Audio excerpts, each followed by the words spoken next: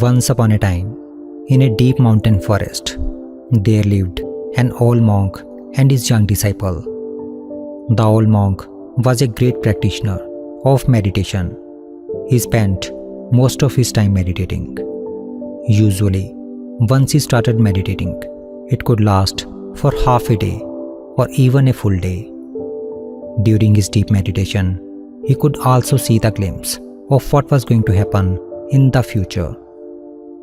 One day, while meditating, the old monk saw that his young disciple was going to die in 8 days. He was very sad to know this. He thought that before leaving the world, the disciple should see his family first. So, he called the disciple and said, "Dear, I am giving you an 8-day holiday. Go home and meet your family." "Really, that's very good, master. Thank you," said the disciple with a smile. "In fact, I have been feeling quite homesick for some time." The master said, "But remember, you must come back by the 8th day. Go now. I will wait for you to return." "Okay, master, please take care of yourself.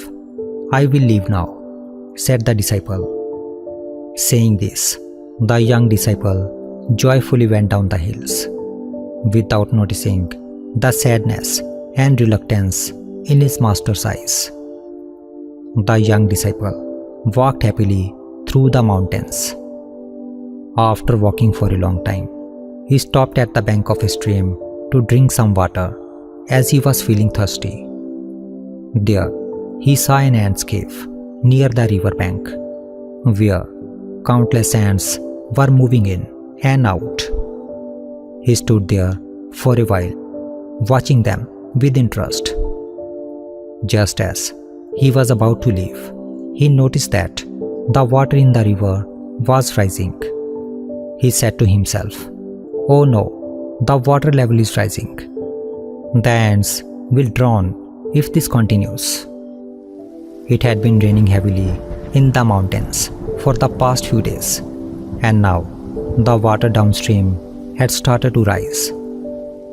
The young disciple quickly started thinking about how to save the ants. He took off his clothes, filled them with hard soil, and built a protective wall around the cave. Then he dug a small drain to divert the flowing water to another side, just in case the water rose even higher. By doing this, he managed to stop the water from flooding the cave and saved the lives of countless ants. Once he was satisfied that the ants were safe, he continued his journey and finally reached his home. Days started passing, one after another. When the 8th day arrived, he remembered his promise to his master. Without wasting time, he immediately set off to return. Meanwhile, the old monk was anxiously walking through the forest, thinking about his young disciple.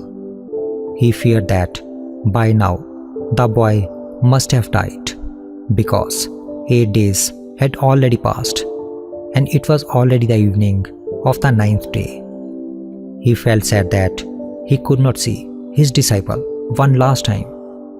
But suddenly, from a distance, he saw someone coming down the hills. He stopped and looked carefully. He noticed that it was his young disciple.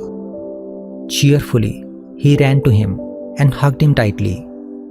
He was very happy to see him alive. But at the same time, he was also surprised. How could the young monk still be alive after 8 days? His visions during meditation had never been wrong before. Happily, he asked the young monk what he had done during the past 8 days. The young disciple thought for a moment and then told him everything, how he had built a wall and dug a drain to save the ants from drowning. After hearing this, the master finally understood. Because the young disciple had saved the lives of countless ants, his own remaining 8 days of life had been transformed into a long and happy life. The story teaches us that in life, cultivating good deeds, good karma, is a way to prolong your life. Sometimes, the result of doing good deeds may not necessarily increase your lifespan, but it definitely brings abundance of happiness in your life. Even a small act of kindness can change the course of your destiny. It is not the size of the help we offer that matters, but it is the purity of our heart that does. When we selflessly help others, even the smallest beings, we create a ripple of goodness that return to us in a ways we cannot imagine. Good deeds do not just bring blessings, but they protect us from unseen troubles, shorten our sufferings, and fill our life with unseen grace. Just as the young disciples' simple act of saving ants gave him a long and happy life, our genuine efforts to ease the pain of others can save us from many hardships that we may never even know about. Karma silently watches every intention, every action, and every tear that we wipe away. In a world where everyone goes through pain, when you light the life of others, your own path shines brighter. The blessings you earn through good deeds brings grace to your life, attract happiness, and open the doors of prosperity. A heart full of kindness never walks alone. It walks hand in hand with grace, blessings, and everlasting peace.